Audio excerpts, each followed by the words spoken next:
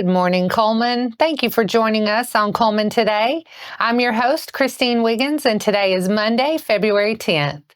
Coming up on Cullman Today, a local hot rod, a no bond ruling, and Troutman's board appointment. All of this plus sports, weather, and more.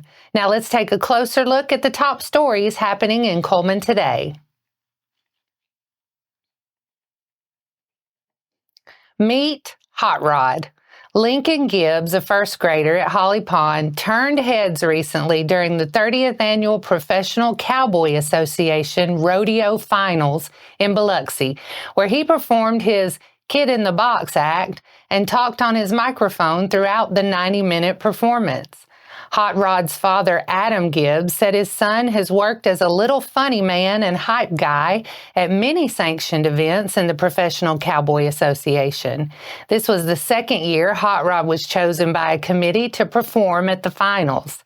Dad has announced rodeos for a living since 2013. He says Hot Rod grew up in a playpen at some of the largest rodeos in the country and loves the rodeo. But once he started school, like most 7-year-olds, he grew to love playing with his friends and playing basketball as well. Dad says they still go to one rodeo every month, but it's Hot Rod's choice if he wants to work or play. A Bremen man has been behind bars since an alleged shooting on January 24th that sent one person to an area hospital with gunshot wounds. Thursday, a local judge issued a no bond ruling, meaning he will stay in jail until at least his next hearing or his trial. Richard Anthony Vitkauskas, 52, was located in Winston County and placed under arrest the day after the shooting, according to Cullman County Sheriff's Office. Vitkauskas, originally charged with aggravated assault, now faces charges of first-degree domestic violence assault and attempted murder. And based on Anaya's law, judges can deny bond to those who are charged with committing violent crimes. On Thursday, February 6th, Cullman County District Attorney Champ Crocker went to court to argue in favor of the no bond decision, and after hearing the evidence, Judge Wells Turner ordered the defendant will be held without bond in this case. Jamie Troutman has been appointed president of the Economic Development Association of Alabama's Board of Directors.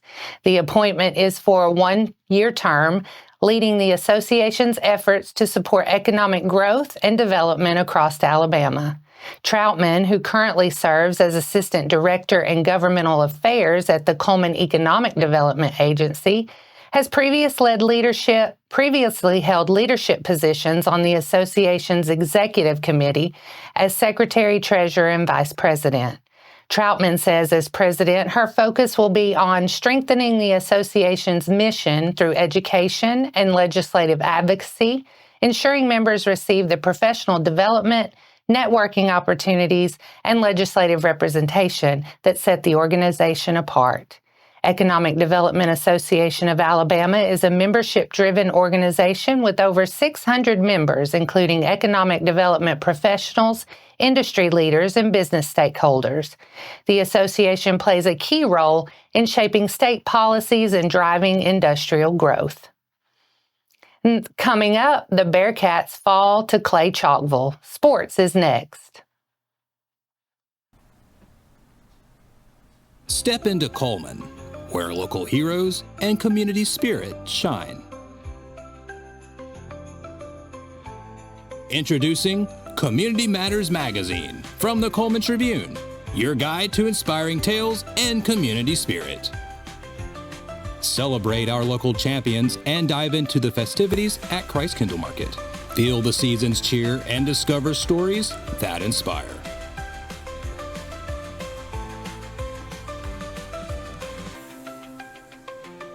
Community Matters Magazine. Connect with your community. Find your free issue at these locations or download a copy online.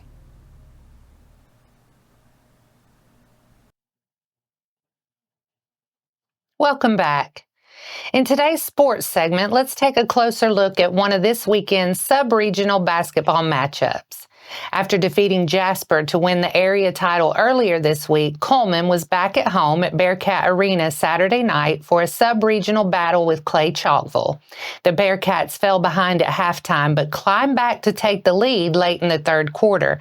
Unfortunately for the home crowd, the Cougars hit a go-ahead three-pointer late in the final frame to take a 50-49 lead, and Cullman was unable to answer on the other end, bringing another strong season for the Bearcats to an end.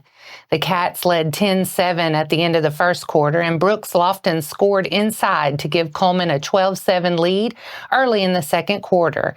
Evan Wilson laid one in to make it a 14-10 game later in the period. However, Clay Chalkville outscored the Bearcats 11-1 in the final 3 minutes of the half to take a 21-15 lead into the locker room at the break.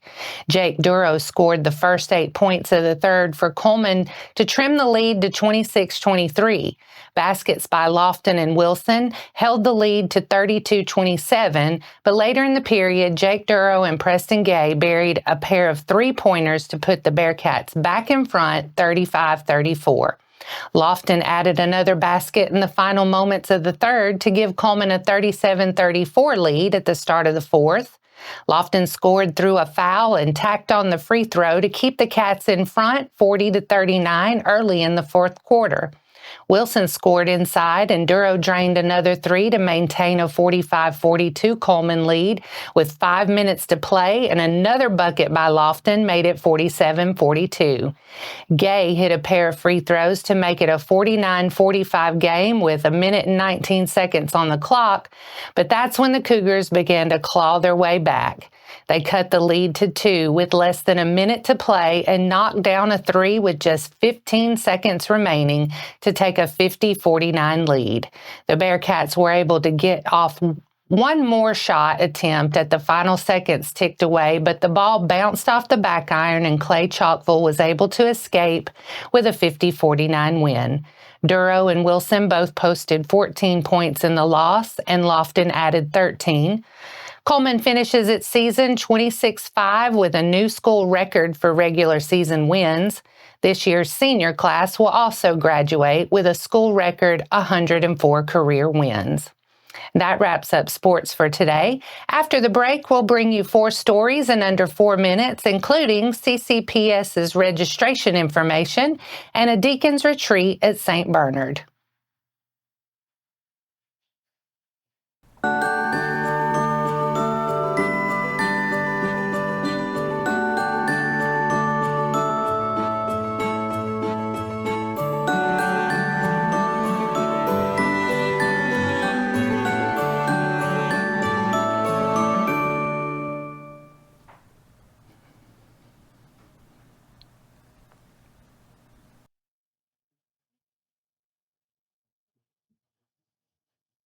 Welcome back. Now it's time to speed things up with a news rundown. 4 stories in under 4 minutes. Cullman City Primary School is looking ahead to the 25-26 school year with calendar dates and registration information now available for incoming kindergarten students. A parent meeting for incoming kindergartners is set for 5 p.m. on March 4th in the Cullman City Primary School gym. Registration will be open before the meeting from 3:30 to 5, as well as after the meeting from 6 to 7.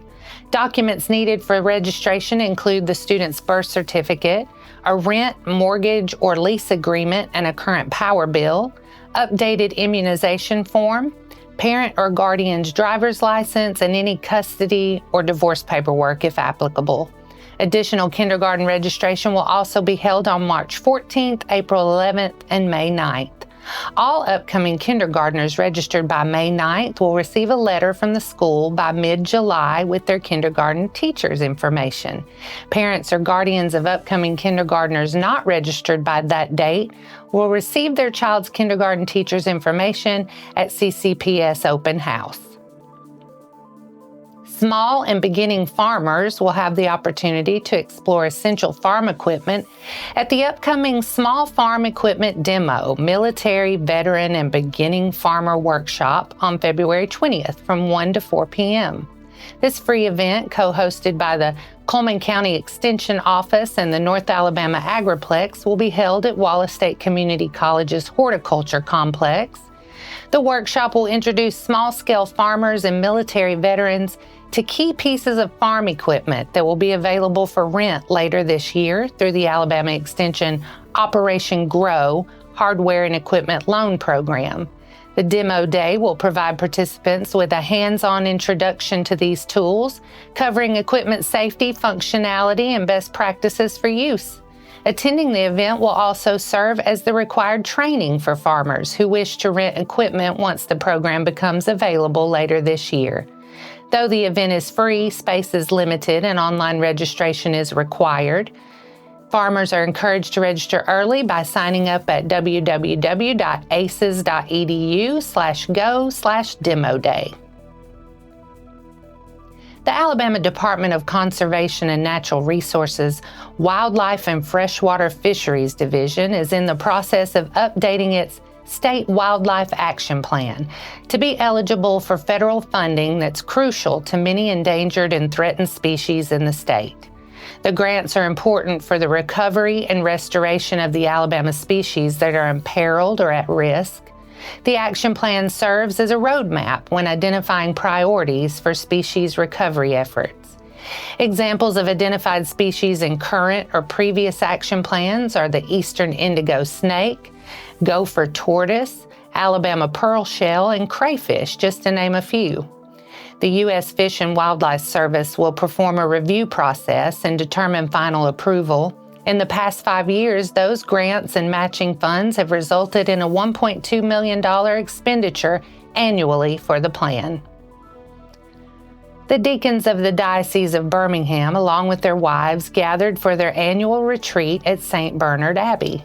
The 3-day retreat, held from January 30th to February 1st, welcomed 60 participants who stayed at the St. Bernard Retreat Center, with conferences conducted in the St. Bernard Byre. The retreat began with a social on Thursday evening, followed by conferences on Friday and Saturday morning. These discussions focused on the references made about deacons in the New Testament regarding their roles and responsibilities as they're practiced in the Catholic Church today. Throughout the retreat, participants shared meals in the Brahma Room of St. Bernard Dining Hall, providing additional opportunities for fellowship and discussion. Abbot Marcus Voss said it was an honor to have hosted the event and looks forward to welcoming them again in the future. And that's your 4 stories in under 4 minutes. Now for a quick break before we look at the weather ahead and pay our respects with obituaries. I'll be right back after this message.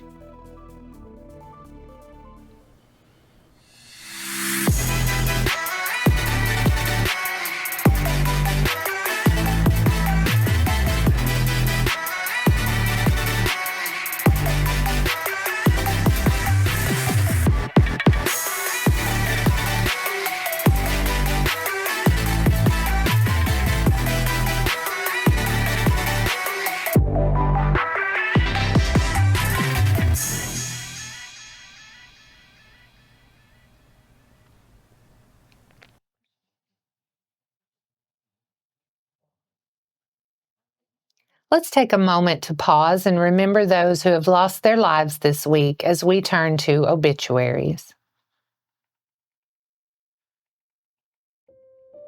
Alan Manoval Minor, 65 of Cullman, passed away on Saturday, February 8th. Visitation will be from 1 to 4 p.m. on Thursday, February 13th at Cullman Heritage Funeral Home. Our thoughts and prayers go out to his friends and family. Now let's take a moment to look ahead at your weather forecast. Today will be mostly cloudy during the day with a high near 54. Showers are likely after midnight with a low around 47. Tuesday will likely see more showers all throughout the day and night with rain heavy at times with a high near 62 and a low around 48. And that wraps up today's edition of Cullman Today. Thank you for sharing your morning with us. And remember to stay connected by following us on social media and visiting CullmanTribune.com for the latest from our community. We'll see you bright and early tomorrow morning at 6:30 a.m. I'm Christine Wiggins with Cullman Today. Have a magnificent Monday, Cullman.